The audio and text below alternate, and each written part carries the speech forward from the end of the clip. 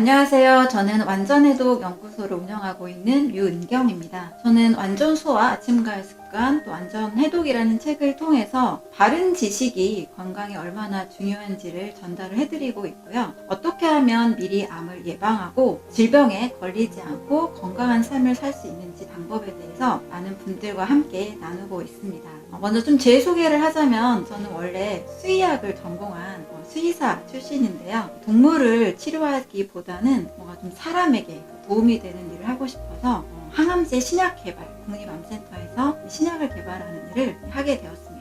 저는 약이 사람의 암을 완전히 치료하고 또 암을 완전히 정복하게 될 줄 알고 사람들에게 정말 도움이 되는 일이겠다라는 큰 포부를 가지고 일을 하게 됐는데, 막상 제가 일을 하면서 느꼈던 점들은 상당히 많은 현실에서의 이상적인 생각들과 괴리감이 있었습니다. 그래서 지금은 많은 깨달음과 또 여러 경험들, 또 많은 기회들을 통해서 병은 걸려서 치료하는 것보다 충분히 예방할 수 있다. 여러분, 암도 굳이 사람이 암에 걸릴 필요가 없다. 이렇게 저는 말씀을 드리거든요. 또 질병이라는 것은 사람의 몸이 굉장히 완벽한 생명유지 시스템을 가지고 있기 때문에 건강을 적당하게, 건강할 때 건강을 유지하는 방법, 그리고 좀 살짝 건강이 무너졌을 때, 예를 들면 소화불량이나 비만, 대장 과민성 장 증후군, 약간의 어떤 알러지, 아토피, 이러한 증상이 있을 때 충분히 돌이킬 수 있다는 것을 저는 알게 됐습니다.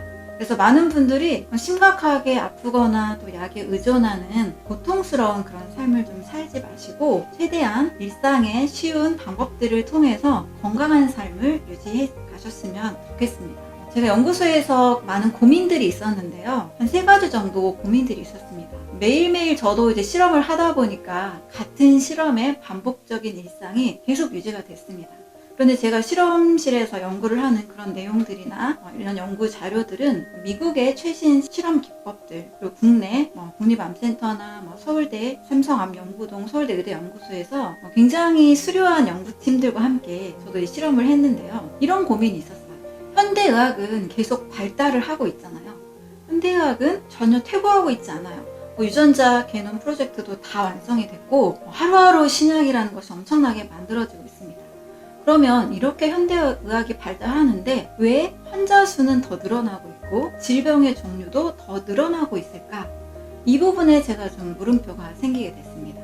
그리고 2번째는 제가 실험을 하고 있는데 저 자신의 건강이 불과 20대부터 제가 일을 했음에도 불구하고 날마다 이 만성 피로, 그리고 소화불량 이런 걸로 인해서 또 갑자기 살이 찌고 이런 제 자신이 건강하지 않은 증상이 점점 나타나기 시작하는 거예요. 특히 이 실험실 환경이 아침에 출근하고 이제 저녁에 퇴근할 때 그 화학약품 냄새 속에서 계속 일을 하기 때문에 굉장히 피로감이 많이 쌓입니다. 어떤 연구원들은 여성들의 경우 불임이 또 생기기도 하거든요. 그래서 내가 사람들을 좀 돕겠다라고 멋진 또 신약을 개발하겠다라고 이 일을 시작하게 됐는데 막상 제 자신의 건강이 점점 안 좋아지는 것을 통해서 과연 이 일을 계속 해야 되는 걸까? 라는 것에 좀 물음표가 달리기 시작했습니다. 그리고 3번째로는 제가 살리고 싶은 그런 꿈 때문에 이 일을 선택을 하게 됐는데 막상 저의 현실은 날마다 죽이는 일을 했습니다. 뭘 죽였냐면 저는 이제 수의사 출신이다 보니까 실험실에서 해야 하는 모든 동물 실험들을 제가 다 도맡아서 할 수밖에 없었습니다. 동물 실험이라는 것은 암 종양 세포를 마우스에 주입을 하고 종양 모델을 만들어서 림프 조직들, 혈액들을 다 이제 적출을 합니다. 그리고 마지막에는 동물을 세크리파이 희생을 시킵니다. 이 일을 제가 7년 정도 했는데요. 얼마나 많은 동물을 희생을 시켰을까요? 그래서 해가 갈수록 너무나 많은 이 동물들을 제가 늘 실험을 하면서 죽이게 되다 보니까 과연 이 일을 내가 계속 할 수 있을까? 굉장히 좀 고민이 많이 되더라고요. 막상 현실에서는 살리는 일이 아니라 그건 언제 될지 모르는 막연한 일이었고 현실에서는 늘 동물을 좀 희생시킬 수밖에 없는 삶을 살고 있었습니다. 이 3가지 이유로 저는 뭔가 이 일은 제 마음속에서 평생 하기는 좀 어려운 일인 것 같다. 뭔가 좀 다른 일도 찾아봐야 되겠다. 좀 더 보람 있는 일. 이왕이면 죽이는 일보다 살리는 일을 해야겠다. 라는 생각을 가지고 계속 이제 일을 하게 됐습니다. 이러한 고민을 가진 채 제가 우연히 지인의 병문안을 가게 됐는데요. 특이한 치료를 하는 병원의 치료 시스템을 알게 되었습니다. 저도 수의학이라는 커리큘럼에서 공부를 해왔고 또 실험실에서 굉장히 분석적으로 과학자로서 일을 했었기 때문에 제가 가진 그런 패러다임 프레임이 있었거든요. 약을 통해서 사람을 건강하게 할 수 있고 또 다양한 수술이나 치료법이 사람을 건강하게 만든다라는 생각을 저도 계속 하고 있었는데 특이한 치료가 있었어요. 이 병원에서는 해독을 하면 암 사이즈가 줄어든다. 해독을 하면 다이어트는 자동이다. 이런 얘기를 하더라고요. 당시 저는 이제 20대 후반, 30대 초반 정도 나이였는데 저의 주 관심사는 병은 없었고요. 저의 주 관심사는 다이어트였습니다. 항상 빵을 많이 먹고 일주일에도 한 3, 4kg 이렇게 좀 쉽게 살이 찌는 그런 몸이었는데 어떻게 하면 좀 다이어트를 쉽게 할까? 어떻게 하면 힘들지 않게 살을 뺄 수 있을까? 왜냐면 저도 살이 찌면 굶고 저녁 식사를 하지 않고 막 달리기 하고 유산소 운동을 통해서 다이어트를 했었거든요. 그런데 해독을 하면 다이어트가 자동이다 라는 이 멘트가 저의 심장을 흔들었던 것 같아요. 그래서 이 병원에서 하는 모든 치료 과정들에 굉장히 관심을 가지고 제가 경험할 수 있는 것은 해보고 또 지인의 그런 치료 과정들도 굉장히 관심 있게 지켜보게 됐습니다. 그래서 약으로 사람이 건강해지는 것이 아니고 몸에 쌓인 독소 때문에 해독을 하면 건강해지는구나. 사람이 아픈 이유 중에 하나는 여러 요인이 있겠지만 이 독소가 문제구나 라는 것을 알게 됐습니다.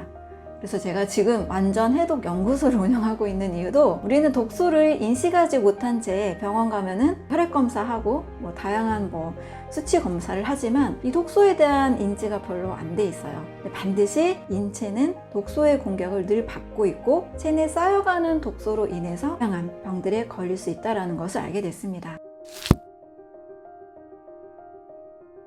그래서 첫 번째, 건강한 삶을 위해서 가장 중요한 것은 무엇일까? 저는 무지가 곧 병이다 라고 말씀을 드리는데요. 바로 바른 지식이 우리가 건강하게 만들 수 있는 방법이 되겠습니다. 이 바른 지식 중에서도 제가 그토록 강조하고 있는 건강의 원리가 있는데요. 우리가 아픈 이유는 다양한 독소들이 원인이 돼서 아프게 되고 해독을 하면 엄청 특별한 굉장히 비싼 그런 어마어마한 신약이 아니어도 어마어마한 보약이 아니어도 사람의 몸은 충분히 건강할 수 있는 시스템을 가지고 있다는 겁니다. 첫 번째로 먼저 이 무지가 병이다에 대해서 좀 말씀을 드리겠습니다. 먼저 현대의학이 이렇게 발달하는데도 왜 이렇게 많은 사람들이 아플까? 그 이유 중에 하나가 잘못된 관점이 문제가 될 수 있습니다. 옛날에 사람들은 세균이나 바이러스나 곰팡이, 눈에 보이지 않는 이러한 작은 생명체에 대한 존재를 몰랐습니다. 그래서 불과 200년 전만 해도 의사 선생님들이 이 산모의 아이를 받을 때 손을 씻지 않은 채 산모의 아이를 받는 거예요. 그럼 아이가 어떻게 될까요? 절반은 이 산모도 사망을 하고 또 아이도 사망하는 일이 굉장히 많았습니다.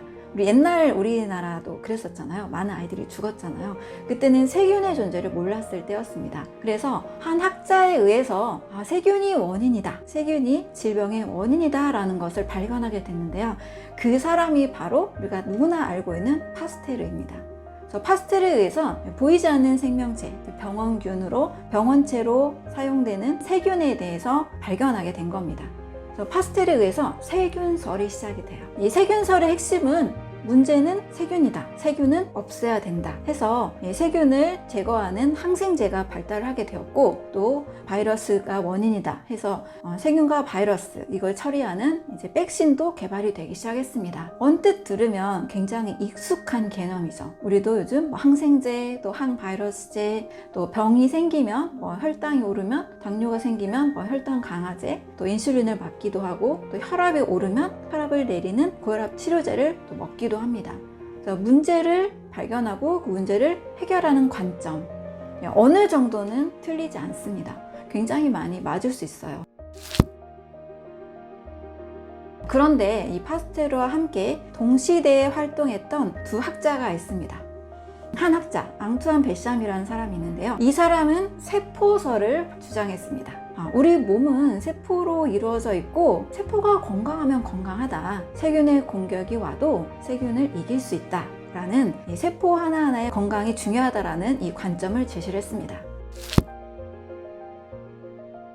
그리고 클로드 베르나르라는 사람이 있는데요. 이 사람도 역시 파스테르와 동시대에 활동했던 사람이고요. 이 사람 경우에는 내부 환경설을 주장을 했습니다. 몸 전체에 내부 환경을 이루고 있는 우리 몸에 각각의 구성 요소들이 있는데 이 내부 환경이 건강하면 세균과 바이러스의 공격으로부터 이겨낼 수 있다라는 것을 주장했습니다. 이 내부 환경설은 우리가 누구나 잘 알고 있는 고대 의성인 히포크라테스의 관점과도 같습니다. 히포크라테스도 4가지 환경을 이야기를 했습니다. 우리 몸의 영양 상태, 또 체내 독소 상태, 또 산염기, 우리 산성체질 이렇게 얘기하죠. 그 다음에 전해질 상태, 나트륨, 칼륨, 우리 몸에 또 전기가 흐르고 있죠. 이런 전해질 상태까지 해서 총 4가지를 이야기를 하고 있습니다.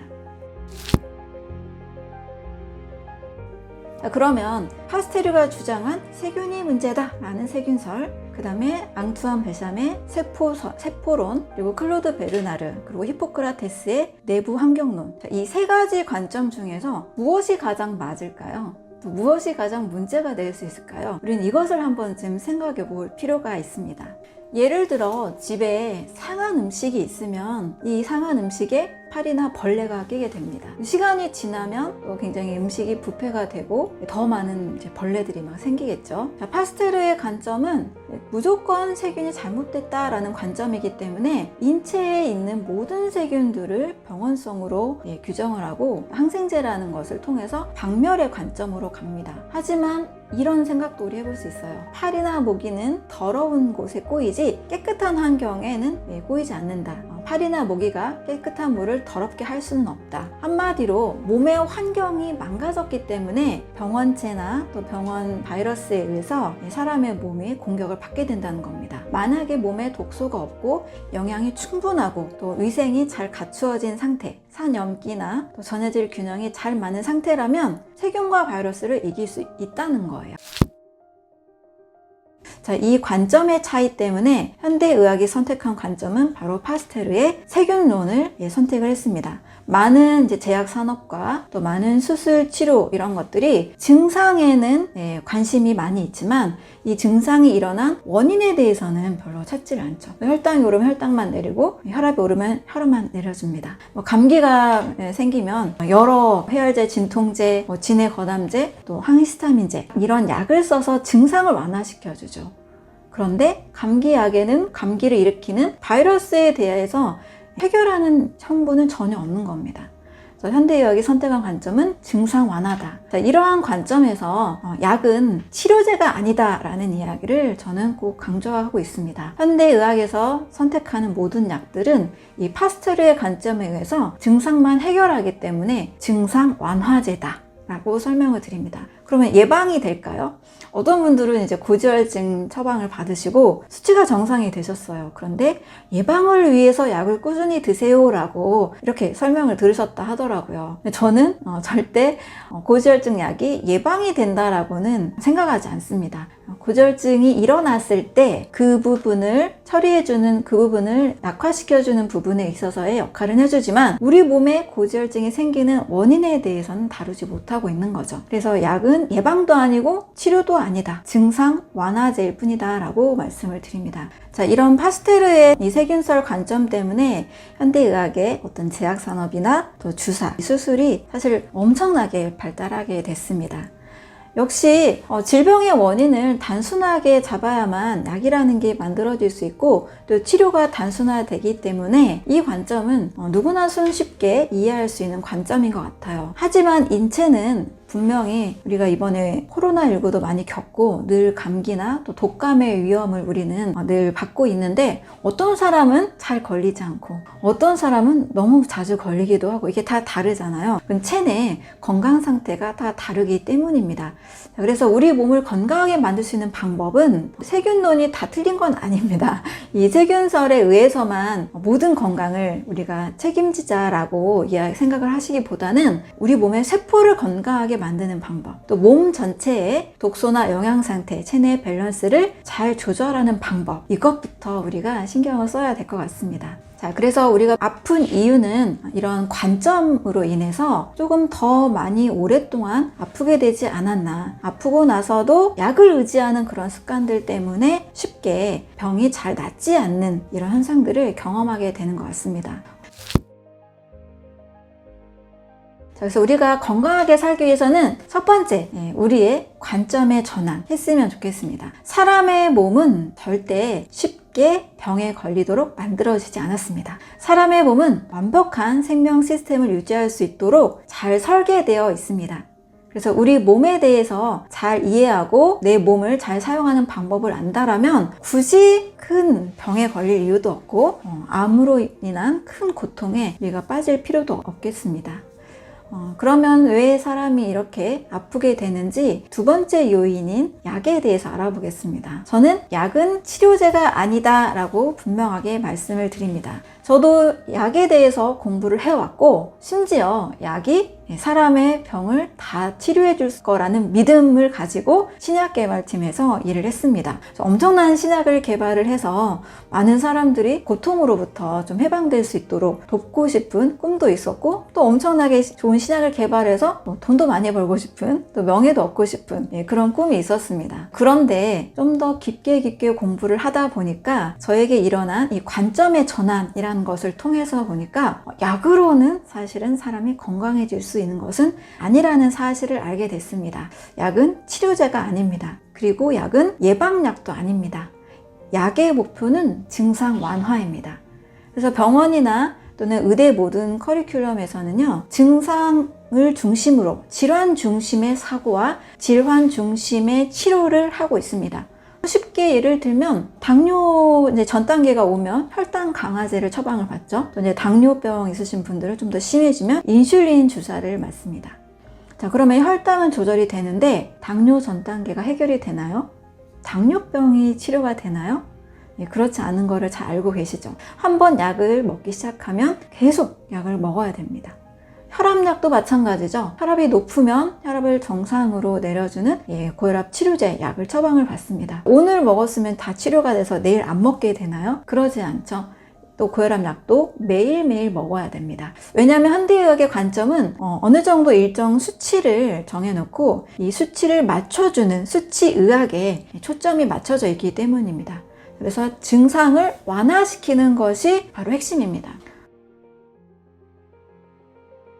그렇지만 왜 당뇨가 생겼는지, 왜 혈당에 조절이 안 되는 문제가 생겼는지, 왜 혈압이 올랐는지, 고지혈증이라면 왜 고지혈증이 되었는지 그 원인에 대해서는 크게 관심을 안 가진다는 거예요. 그 원인까지 생각하는 것이 히포크라테스의 내부 환경설이나 앙투안 베샴의 세포론, 또 클로드 베르나르의 내부 환경론과 관련이 있는 겁니다. 그래서 저도 처음에는 약을 통해서 정말 사람을 치료할 수 있을 줄 알았는데 약이 아니라 우리 몸의 내부 환경을 건강하게 만들기 위한 그 방법들이 더 중요하다는 것을 알게 됐습니다. 감기에 걸리면 한국은 감기약이라는 처방이 있죠. 그래서 해열제도 있고 소염제도 있고 진해거담제도 있고 또 기침 나오지 않도록 항히스타민제도 있고 이런 한 대여섯 가지의 감기약 처방을 받습니다. 그런데 이 약들에 감기 바이러스의 원인인 바이러스를 처리하는 약이 있나요? 없습니다. 항바이러스제가 원래 바이러스를 없애야 되는데 감기약의 구성은 증상을 완화시키는 것 뿐이에요. 그런데 이제 독일이나 유럽 쪽에서는 감기약이라는 구성이 없습니다. 독일에서 엄청 열이 나고 감기에 걸려도 병원에 가면 그냥 허브티 정도만 처방을 해준다 그래요. 약을 절대 거의 처방하지 않는다고 합니다. 우리나라에서 좀 더 이 약을 쉽게 많이 먹는 환경인 것 같습니다. 자, 이와 같이 약이라는 것은 증상 완화에 초점이 맞춰져 있고 증상을 왜 생겼는지 이 원인 해결에 대해서는 크게 관심이 없습니다. 자, 문제는 이 약의 원리에 대해서 잘 이해를 했으면 좋겠는데요. 약이라는 것은 한 면에는 독성을 가지고 있습니다. 한 면은 치료 효과를 가지고 있습니다. 그래서 이 치료 개수를 산정할 때 치료량을 치사량으로 나누게 됩니다. 그래서 항암제 같은 경우는 부작용이 굉장히 심한 약으로 다 알고 계시죠. 근데 1세대 세포독성 항암제를 맞게 되면 소화기도 문제가 생기고 머리카락도 다 빠지게 됩니다. 그 이유는 1세대 항암제에 빠르게 분열하는 세포를 타겟으로 하기 때문입니다. 빠르게 분열하는 세포가 암세포의 특징은 맞는데요. 정상세포도 빠르게 분열하는 세포가 있죠. 바로 위점막세포하고 두피세포입니다. 그래서 머리카락이 빠지고 위점막이 손상이 돼서 소화기능이 굉장히 저하가 되는 거죠. 자, 이 항암제는 치료량과 치사량, 그러니까 치료가 되는 양과 죽는 용량이 똑같이 같습니다. 그러면 치료 개수가 1이 되는 거예요. 하지만 이제 페니실린 같은 경우에는 항생제인데요. 이 항생제를 많이 먹었다고 갑자기 사망하진 않죠. 항생제 같은 경우는 이 치료 개수가 굉장히 큽니다. 이 페니실린은 치료 개수가 1000인데요. 그 말은 치사량까지 도달을 하려면 굉장히 많은 양이 필요하다는 뜻입니다. 그래서 항생제를 우리가 좀 일상적으로 처방받지만 항암제처럼 그렇게 부작용이 그렇게 심한 편은 아니잖아요. 어느 정도 부작용이 있긴 있지만. 그래서 이 치사량과 치료량의 기준이라는 것에 의해서 모든 약은 치료 개수라는 것이 산정이 됩니다. 그러면 치료 개수가 클수록 안전한 약물이고 치사량이 굉장히 크다라는 얘기입니다. 치료 개수가 작을수록 굉장히 위험한 약입니다. 치료 용량과 치사량이 같기 때문입니다. 이 말은요, 모든 약은 한 면에 다 독성이 있다는 겁니다. 독성이 없는 것은 약이 될 수 없어요. 이건 제약의 기준입니다. 그래서 비타민 C나 비타민 A나 이런 거는 식품 속에서 추출한 거기 때문에 이걸 먹고 사망까지 가기는 어려운 거잖아요. 그래서 식품은 약이 될 수 없고 독성이 있는 것만이, 치사량이 나오는 것만이 약이 될 수가 있습니다. 자, 그 말은 무슨 뜻이냐? 약을 가끔 한두 번, 두통이 있거나 갑작스러운 열이 발생해서 도저히 감당할 수 없거나 이럴 때 가끔씩 한두 번 먹는 약들은 그렇게 우리 몸을 해롭게 만들진 않습니다. 문제는 매일매일 먹는 약들은 분명히 부작용을 일으킨다는 겁니다. 만약에 혈당 강화제나 고지혈증 약이나 고혈압 약을 매일매일 드시는 분이 있다면 이것을 꼭 기억을 해주셨으면 좋겠어요. 내가 한 면의 독성인 이 성분을 계속 먹고 있구나. 그러면 이 독성이 장기적으로 우리 몸에 들어왔을 때 반드시 어떤 부작용이 있을 수 있다는 겁니다. 흔하게 처방받는 이 고지혈증 약을 제가 예시로 들어볼게요. 콜레스테롤, 고지혈증은 혈액에 지방이 많다라는 뜻이죠. 원인은 지나친 정제 탄수화물 섭취로 인해서 이 당분이 글리코겐 그리고 지방 형태로 바뀌어서 혈액 내 지방 수치가 올라가는 겁니다. 원인은 정제 탄수화물 그리고 당분이 굉장히 많습니다. 그런데 이 원인에 대해서는 교정을 하지 않고 그냥 고지혈증이 있으니까 고지혈증 약을 보통 처방을 받으시죠. 그래서 콜레스테롤 수치를 일부러 떨어뜨립니다. 자, 그런데 우리 인체에 콜레스테롤이라는 성분은 간에서 약 70%를 만들고 약 30%는 외부 음식을 통해서 채워집니다. 근데 콜레스테롤은 무조건 나쁜 걸까요? 만약에 콜레스테롤이 무조건 나쁜 거라면 간에서 이걸 왜 70%나 만들어낼까요? 자, 인체에 콜레스테롤은 반드시 필요한 물질입니다. 우리 세포막은 이중 지질막으로 되어 있는데요. 세포막에 구성하는 원료가 되기도 하고 또 우리 호르몬 있죠. 에스트로겐, 프로게스테론, 테스토스테론, 호르몬 이외에도 엄청나게 많습니다. 여기서 스테론이라는 성분이 바로 콜레스테롤을 원료로 해서 만들어집니다. 그리고 이 혈관도 보면 다 세포와 세포의 연결로 이루어진 조직이기 때문에 여기에도 역시 콜레스테롤 필요합니다.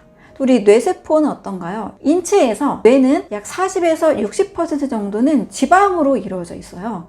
그래서 지방이 없이는 우리 생명 유지할 수 없습니다. 자, 그런데 이렇게 인체에 지방이라는 성분 또 콜레스테롤이 반드시 필요하기 때문에 간에서 만들어내는 건데요. 수치가 높다고 콜레스테롤 저해제를 먹으면 일단은 간에서 합성을 하는 것을 막습니다. 모든 약들은 차단제의 역할을 합니다. 인체에서 제대로 돌아가는 어떤 시스템들, 효소 시스템들을 차단하는 역할을 하는 것이 바로 약이 효과를 나타내는 기전이 됩니다. 콜레스테롤이 필요해서 만들었는데 고지혈증 때문에 간에서 콜레스테롤 합성을 떨어뜨린다. 자, 그러면 수치의학의 관점에서는 어떤 일정 정상 수치를 도달하기 때문에 건강하게 보이는 것 같습니다. 수치를 딱 맞춘다라고 생각을 하면. 자, 근데 사람의 몸은 그런 수치에 대한 어느 정도 참고가 될 수 있지만 우리 몸은 기계가 아닙니다. 우리 몸은 자연이죠. 기계가 아니기 때문에 자연이 필요한 이 콜레스테롤이 합성이 안 돼서 이것으로 인한 부작용을 반드시 겪게 됩니다. 자, 콜레스테롤이 만들어지지 않으면 어떤 일이 발생하느냐? 제가 세포막과 혈관에 반드시 필요하다 그랬죠? 혈관 기능 장애가 옵니다.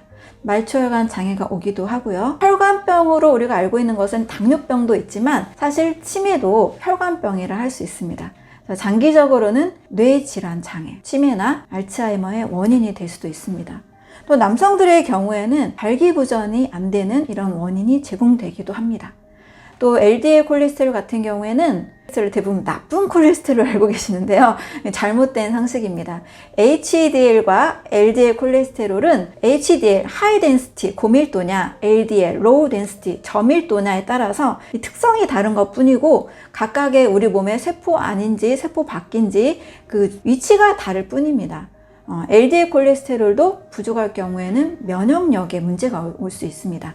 콜레스테롤 고지혈증 약을 오랫동안 드시는 분들은 염증이 굉장히 잘 생기기 쉽습니다. 한 10년 정도 콜레스테롤 약을 드셨던 분을 이제 상담을 하게 됐는데 이분이 가지고 있었던 증상들이 방광염도 있었고요. 그리고 또 근육, 다리에 힘이 점점 빠지는, 그래서 마치 파킨슨병 초기 같은 너무 힘이 없어지는 그런 증상도 있었고 혈액순환이 안 되고 몸이 차가운 이런 증상들이 있으셨는데 제가 보기에는 나이가 들어서 생기는 증상이라기보다는 너무 오랫동안 고지혈증 약을 드신 부작용으로 보였습니다.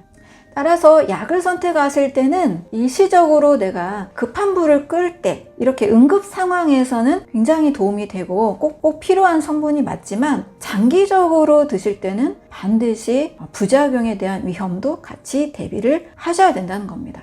특히 이제 나이가 많으실수록 65세 이상의 우리나라 이제 인구를 보면 하루에 한 2알 이상의 약을 드시는 분들이 60%가 넘더라고요. 만약에 70대로 넘어가면 더 많은 분들이 약을 드시고 계실 텐데, 자, 이것을 많은 분들이 굉장히 자연스럽게 생각을 하세요. 나이 먹었으니까 뭐 이 약도 먹고 저 약도 먹고 두세 가지 서너 가지, 어떤 분들은 정말 최대 많은 분들 20알까지 드시는 분도 봤거든요. 나이가 들었다고 사람은 약을 다 먹는 존재가 아닙니다. 우리 몸이 정상적인 그런 기능을 하지 못하기 때문에 이런 부분에 있어서 증상이 오는 것이라는 것을 꼭 아셨으면 좋겠습니다.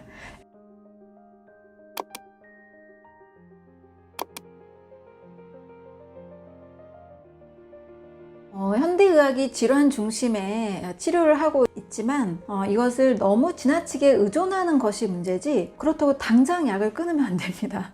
네, 고혈압이 심해서 혈압약을 당장 끊으면 정말 이 뒷목이 바로 당기고 심장이 막히는 듯한 느낌이 드는 분들도 계시거든요. 그래서 약은 그대로 유지를 하시되 원인을 제거해주는 방법을 찾으셔야 된다는 겁니다. 제가 말씀드린 첨가물 음식이나 가공육이나 고기나 밥, 빵, 면, 떡을 최소로 줄이는 방법을 일단 찾으셔야 되겠습니다. 이것들이 염증을 일으키는 원인, 또 고혈압, 고지혈증, 당뇨의 원인이 되기 때문에 이것들을 대체할 수 있는 방법을 찾아야 되겠죠. 다음에도 말씀드리겠지만 헬렌 니어링과 스콧 니어링이 선택했던 아침에는 제철 과일로 먹는 방법을 추천을 드립니다. 아침 식사까지 사실 쌀밥을 먹거나 빵을 먹을 이유가 없거든요. 아침에는 우리 몸이 이제 막 깨어나서 소화장기가 운동을 시작하기 전인 워밍업 단계입니다. 또 아침에는 눈 뜨자마자 우리가 화장실에 먼저 가잖아요. 또 물 한 잔 마시고 싶습니다. 밤새 우리 몸은 계속 정화작용을 했기 때문에 수분 결핍 상태, 탈수 전 상태라고 볼 수 있죠.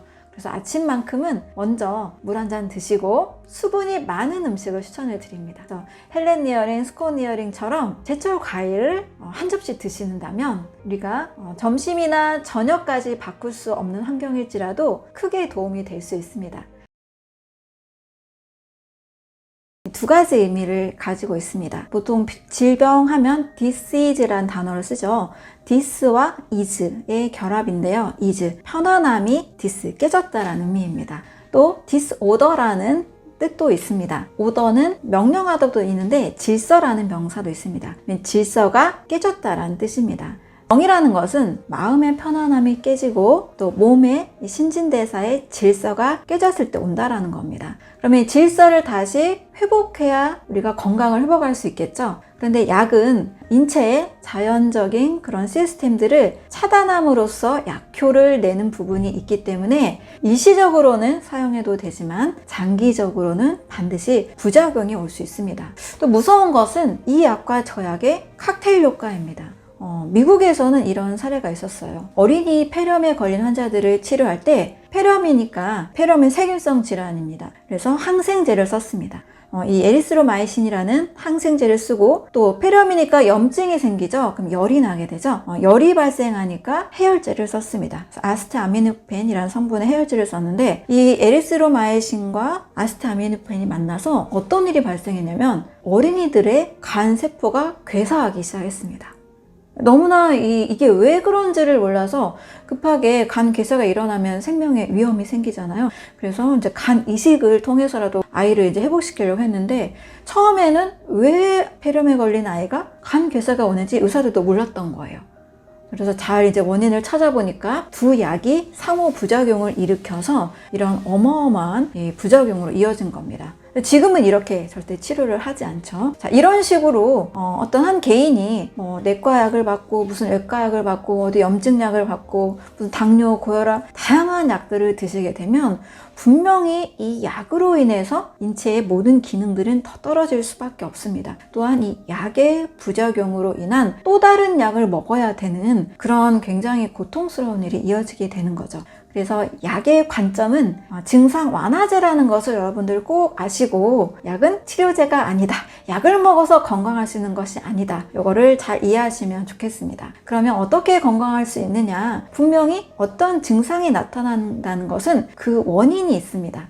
어떻게 하면 그 원인이 무엇인지를 최대한 찾고 원인을 제거하는 것에 목표를 둬야 되겠습니다. 인체의 모든 병은요, 갑자기 아픈 경우는 사실 많이 없습니다. 어떤 교통사고나 응급 어디 떨어졌다거나 이런 갑작스러운 그런 사고, 재해 같은 그런 사건들에 의해서 사람이 갑자기 위급해지고 생명을 잃을 수 있는 위험은 있는데요. 요즘 세계보건기구에서 전 세계 약 80%의 사망 원인은 만성질환이라고 합니다. 만성질환은 우리 주변에서도 많이 보시고 있을 거예요. 암, 고혈압, 당뇨, 심혈관 질환 이런 질병들입니다. 만성질환의 뜻 자체가 만성, 급성이 아니라 만성, 천천히 진행되는 질병입니다. 암 같은 경우도 10억 개의 세포가 모여서 중량 1cm를 만들어냈을 때 이제 암이라고 일기 진단을 하게 되는데요. 이렇게 10억 개의 세포가 모이기 전까지는 인체에서 아주 오랫동안 차곡차곡 문제가 생기고 그 문제들이 쌓여서 암이 진행이 되는 겁니다. 그러면 그 시작점에는 어떤 증상을 낼까요? 인체는 항상 신호를 보내줍니다. 만약에 여러분들이 지금 막 소화가 안 된다 또는 잘 체한다, 늘 두통이 있다, 아침에 일어났을 때 막 어깨가 무겁고 피곤이 늘 쌓여있다, 만성피로에 시달리고 있다, 이런 것들이 모두 신호입니다. 또 요즘 막 뱃살이 찌고 있다, 왠지 지방간일 것 같은 느낌이 든다, 이런 모든 것들이 반건강 상태가 바로 우리가 건강을 관리하라는 그런 신호입니다. 이 신호를 무시하고 그대로 생활 습관을 바꾸지 않았을 때 큰 질병까지 가게 되는 겁니다. 자, 그럼 그 신호를 보내줄 때 우리 몸은 어떠한 상태에 있냐면 바로 염증이 시작이 되고 있습니다. 염증이라는 것은 무조건 다 나쁜 걸까요? 염증 하면은 쉽게 떠오르지 않을 수 있는데 주변에 역류성 식도염 있는 분 계시죠? 위염, 어린이들은 중이염, 대장염, 또 아토피나 천식, 알레르기, 크론병, 궤양성 대장염, 이런 염증성 질환, 루푸스 같은 류마티스 관절염, 이런 자가면역 질환도 있는데요. 이렇게 질병으로 들으면 그 모든 시작점은 다 염증이라는 것을 알 수가 있습니다. 염증은 인체에서 원래 나쁜 것이 아니에요. 인체가 외부로부터 생성되는 많은 물질들을 지켜내기 위해서 일으키는 반응이라고 생각하시면 됩니다. 우리 면역이라는 것에 대해서 굉장히 많이 익숙해진 단어가 됐죠. 면역의 뜻은 면할면, 전염병역이란 뜻인데요. 질병을 이기는 힘이라고 할 수 있습니다. 그런데 이 몸에서 세균이나 바이러스나 곰팡이나 여러 이물질들이 들어오게 되면 몸은 면역 반응을 일으킵니다. 어찌됐든 이겨내야 되잖아요. 우리 집에 도둑이 들어오면 가만히 있을 수 없죠. 싸우거나 경찰에 신고하거나 어떻게든 이겨내야 됩니다. 이것처럼 인체에 들어오는 외부 물질들에 대해서 이겨내려고 하는 것이 면역이라고 하고요. 자, 이겨내는 동안에 우당탕탕 몸에서도 막 전쟁이 일어나고 있고 우리 집에서도 막 우당탕탕 막 싸우니까 여러 이 전쟁터에 그런 폐허된 모습들이 나타나게 되죠. 뭐 물건도 다 깨지고 쓰러지고 이런 일이 나타나겠죠. 이런 증상들이 나타나는 것을 바로 염증이라고 합니다. 전쟁을 면역이라고 하고 전쟁터의 모습을 염증이라고 이해하시면 됩니다. 염증이라는 것은 불꽃염의 증세증을 써서 불꽃이 일어나는 증세다. 이게 한마디로 빨갛게 부어오르는 그 특징을 염증이라는 단어에 담았는데요. 염증은 5가지 증상을 나타냅니다. 염증의 5가지는 먼저 통증이 있어요. 통통. 또 열이 납니다. 발열. 염증이 있으면 열이 나니까 해열제를 먹죠. 그 다음에 발적. 빨갛게 부어오르고 그 다음에 부종. 붓는 증상이 생기고 또 기능장애. 그 부분에 기능에 이제 문제가 생기게 됩니다. 이와 같이 전쟁터의 모습이 폐허가 되는 것처럼 인체는 필요 없는 물질들을 계속 내보내는 과정 중에서 이런 전쟁터의 모습을 겪게 된다는 거예요. 염증이라는 것은 나쁜 것이 아니겠죠. 내 몸을 지켜내는 자연스러운 반응입니다. 자, 그런데 문제는 뭐냐면 이 염증이 계속 이어지는 만성염증입니다. 만성염증이 아주 오래되면 암으로 발전하게 되는 겁니다. 쉽게 위염이 생겼어요. 위염 초기입니다. 그런데 계속 왜 위염이 생겼는지 원인을 찾지 않고 똑같이 그냥 생활하게 되면 위염이 점점 발달해서 점막까지 손상이 되는 위궤양으로 가기도 하고요. 위축성 위염, 위가 제대로 운동하지 못하는 위축성 위염으로 가기도 하고 요즘 또 장상피화생도 많이 있습니다. 장의 상피화로 바뀐다는 뜻이에요. 위 점막은 원래 도톰해서 위액 분비가 굉장히 잘 이루어지고 여러 음식들을 살균하고 소화시키는 기능을 해야 되는데 장의 상피처럼 얇아지는 겁니다. 그러면 이제 위액도 잘 나오지 않고 문제가 생기게 되는 거죠. 소화도 당연히 되지 않고. 장상피화생으로 가면서 위에서는 이제 혹이 발견되는 위암으로까지 이어질 수가 있습니다. 자, 이렇게 염증을 해결하지 않고 그대로 뒀을 때 암이 되는 거지 하루아침에 한두 달 만에 우리 몸이 뚝딱 갑자기 암이 생기지는 않습니다. 자, 위험한 것은 염증이 있을 수는 있어요. 염증은 우리 몸을 지켜내는, 독소로부터 지켜내는 자연스러운 반응입니다. 문제는 만성적으로 계속 그대로 두는 것, 이것이 큰 병의 원인이 될 수 있다는 겁니다. 만약에 지나치게 우유 알레르기가 없는 일반인이라면 내가 선택하는 그냥 눈에 보이는 우유나 또는 커피 속에 카페 라떼 같은 거 이런 것들만 크게 조심을 하시고 소량 들어가는 것들까지 우리 몸이 그렇게 과한 반응을 일으키진 않아요. 저도 아침 식사는 과일을 먹습니다. 그리고 점심 저녁에는 최대한 먹을 수 있는 만큼 꼭 공복이나 식전에 과일과 견과류를 선택을 합니다. 그리고 약속이 있으면 일반식을 합니다. 근데 일반식 안에 설탕이 들어갈 수 있고 또 우유의 어떤 성분들이 또 들어갈 수 있겠죠. 그런 것까지는 저도 터치를 하지 못해요. 그런 것까지는 제가 제한을 두지 않습니다. 예전에 이제 채식을 할 때는 좀 먹을 수 있는 음식이 다 한 가지밖에 없더라고요. 제가 만든 채식 비빔밥, 새싹 비빔밥. 요 도시락을 싸가지고 다녔는데 너무너무 인간관계를 할 수 없고 사회생활이 너무 이제 피곤해지기 시작하더라고요. 그래서 그만두고 최대한 내가 개인 시간에 또는 내 공복 시간에 먹을 수 있는 때에 과일 또는 채소, 견과류를 많이 먹어두고요. 이 음식들이 소량 들어오는 단백질이나 우유 단백질이나 설탕 이런 것들은 충분히 정화할 수 있다고 생각을 합니다. 그래서 너무 빡빡한 건강식보다는 이렇게 영양과 해독의 원리를 응용한 건강식만 해도 크게 우리에게 질병을 일으키진 않습니다. 그러면 독을 일부러 먹는 사람이 과연 있을까요? 아무도 독을 그냥 먹지 않죠. 독소가 발생이 되는 건데요. 우리가 알고 있던 기존의 상식과 좀 상당히 다른 원인들이 있습니다. 내가 알고 있는 이 상식들이 모두 다 맞는지 한번 생각해 보시면 좋을 것 같아요. 우리가 음식을 늘 자연에서 재배해서 먹지 않죠. 그래서 가공식품을 많이 선택을 하게 되는데요. 이 가공식품에 들어있는 식품 첨가물들은 모두 다 안전할까요? 이 부분에 대해서 한번 생각해 보면 좋겠습니다. 모든 첨가물들은 우리나라 식약처 기준에 의해서 안전 섭취량 기준으로 당연히 판매가 되고 있습니다. 하나하나의 성분들을 보면 생명을 위협할 만큼의 용량은 절대 쓰지 않을 거예요. 우리나라 식품기준법이 있기 때문에 지키고 있을 겁니다. 자, 문제는 뭐냐면 그 하나하나 단일 성분의 용량은 해로움이 없을지라도 만약에 삼시세끼 안에 이 가공식품들을 너무 많이 먹게 되면 내 몸에 차곡차곡 쌓이게 됩니다. 또 요즘은 편의점 문화나 또 마트 문화가 너무 많이 발달돼 있죠. 냉동식품, 즉석식품, 또 패스트푸드도 워낙 많기 때문에 나도 모르게 먹는 첨가물의 양이 상당히 많습니다. 편의점에서 팔고 있는 삼각김밥이나 샌드위치 하나만 선택을 해도 무려 30에서 50가지 정도의 첨가물이 들어있습니다. 그리고 배달 음식도 많이 좋아하시죠. 배달해서 바삭바삭한 치킨을 드시는 것 많이 좋아하실 텐데 집에서 뭔가를 튀기면 이렇게 바삭하지 않아요. 그런데 밖에서 이렇게 사다 먹으면 굉장히 바삭합니다. 기술이 더 좋기도 하겠지만 바삭함의 비밀은 폴리인산 나트륨이라는 화학 첨가물을 넣기 때문입니다.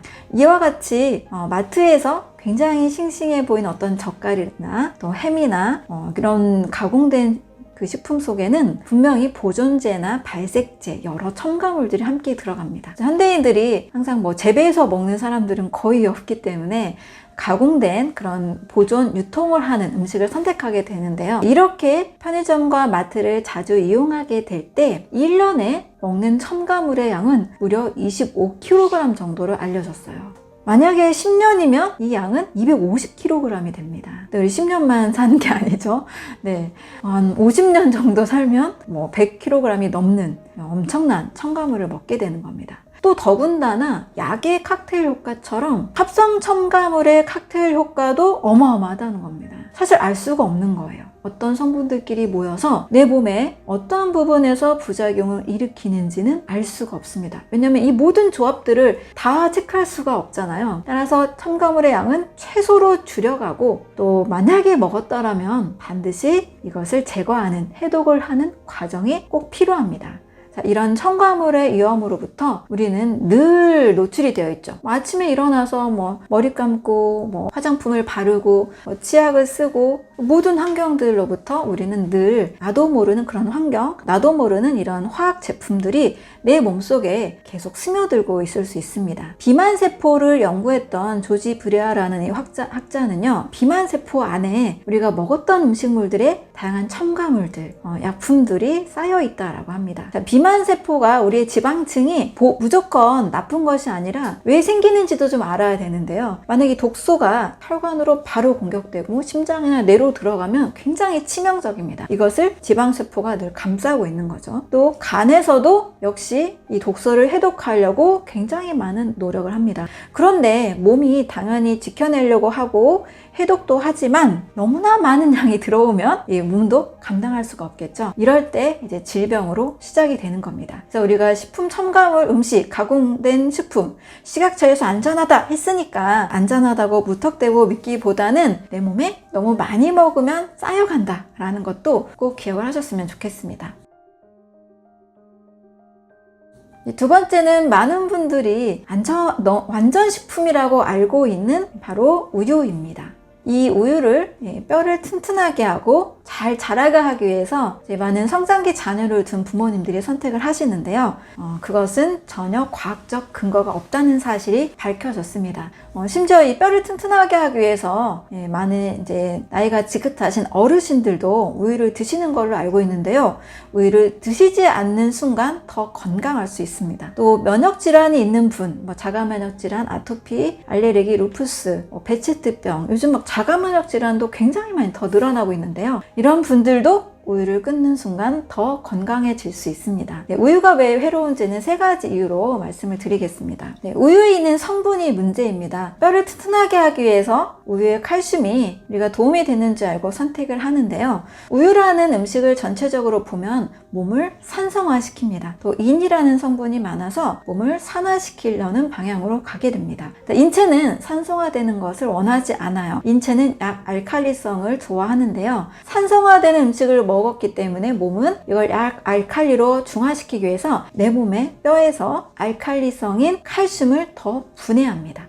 한마디로 뼈가 더 약해질 수 있다는 거죠. 그래서 우유를 먹었을 때는 뼈가 튼튼해지는 게 아니고 산성식품이기에 뼈가 더 약해진다는 것을 꼭 기억하셨으면 좋겠어요. 이것을 증명하는 것은요, 덴마크, 스위스, 스웨덴 이런 낙농 국가의 여성들이 오히려 골다공증, 골감소증이 많은 것으로 다 확인이 됐습니다. 그리고 실제 우유를 먹어서 키가 자랐다 하는 사람들을 과학적으로 근거가 없다는 것도 밝혀졌습니다. 두 번째는 우유에 있는 단백질이 문제가 됩니다. 우유 단백질은 카제인 단백질이에요. 카제인은 열에 의해서 응고되지 않고 산에 의해서 응고된 특징이 있습니다. 근데 우리 우유를 마시면 위 속에 바로 위산과 만나게 되겠죠. 우유를 마셨는데 이게 분해되고 소화가 돼야 되는데 오히려 위산과 만나서 굳어지게 되는 거죠. 소화를 방해합니다. 위에서 굳어버리니까 위는 굉장히 당황스럽겠죠. 이걸 더 쪼개야 되니까 위 점막도 굉장히 손상이 되고 일을 굉장히 많이 해야 됩니다. 실제 병 안 걸리고 사는 법의 저자인 시냐 히롬이라는 사람은 위장 내시경을 약 40만 건, 암 수술을 굉장히 많이 하셨던 분으로 유명한데요. 위장의 그 상피 상태만 봐도 이 사람이 어떤 음식을 먹었는지가 다 나온다고 합니다. 그래서 위 점막이 울퉁불퉁한 상태, 울퉁불퉁한 건 좋은 상태가 아니에요. 피부결도 그 매끄럽고 부드러운 게 좋은 것처럼 위 점막도 선홍색의 매끄러운 상태, 촉촉한 상태가 건강한 상태입니다. 그런데 울퉁불퉁하고 뭔가 혹이 생길 것 같은 딱딱한 그런 느낌, 이런 상태의 사람들에게 식습관을 물어보면 다 우유를 즐겨 먹었던 사람이라고 해요. 그리고 이 점막 상태를 해롭게 하는 특징이 있습니다. 그래서 우유의 카제인 단백질은 오히려 더 굳어지고 소화가 안 된다 라고 이해하시면 되겠습니다. 물론 저당 분해 요소 락타제가 아시아계 사람들은 많이 없어서 소화가 안 된다 이렇게 말씀하시는데 이것도 물론 맞는 이야기입니다. 특히 또 우유의 단백질 안에는 베타락토글루볼린이라는 성분이 있는데요. 이 성분은 사람에게 있어서 알레르기를 유발합니다. 그래서 이제 태어난 생후 1년 안의 아기들은 절대 생우유를 먹이지 않죠. 소화를 시키지 못하고 굉장히 해로움을 줍니다. 그때는 모유를 먹어야 되는 게 정상적이죠. 자, 이러한 이유로 우유에 있는 단백질이 더 사람의 몸을 해롭게 하고 또 알레르기를 유발한다. 이렇게 생각하시면 됩니다. 세 번째 또 가장 위험한 요소 중에 하나는 IGF-1이라는 성장 호르몬입니다. 성장 호르몬은 성장기 아이나 어린이, 사람도 청소년기까지 계속 자라죠. 당연히 필요합니다. 그런데 우유는 우리 자연의 질서상으로 보면 사람을 위해서 만들어진 게 아니라 우유를 먹어야 되는 대상은 송아지죠. 송아지의 성장 속도는 1년이면 다 자랍니다. 사람의 성장 속도는 어떤가요? 10년이 좋게 넘죠. 13세, 14세, 15세 계속 자라는데요. 사람의 성장 속도에 맞는 성장 호르몬이 아니기 때문에 비정상적으로 성장하게 됩니다. 이 IGF-1은요, 암세포가 가지고 있는 성분이기도 해요. 암세포가 빠르게 분열하는 특징이 있잖아요. 그래서 우유는요, 암 환자들은 절대 먹으면 안 됩니다.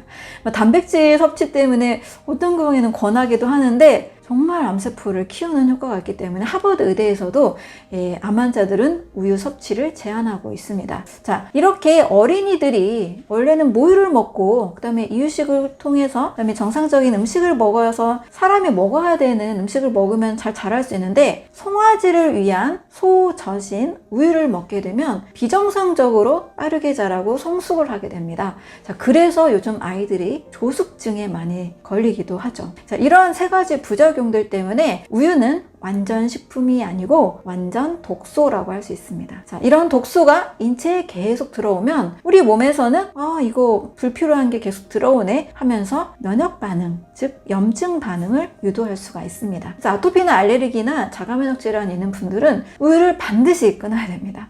우유를 끊는 순간 더 건강해질 수 있고 좋은 식습관을 선택하면 이런 면역 질환도 충분히 나아질 수 있습니다.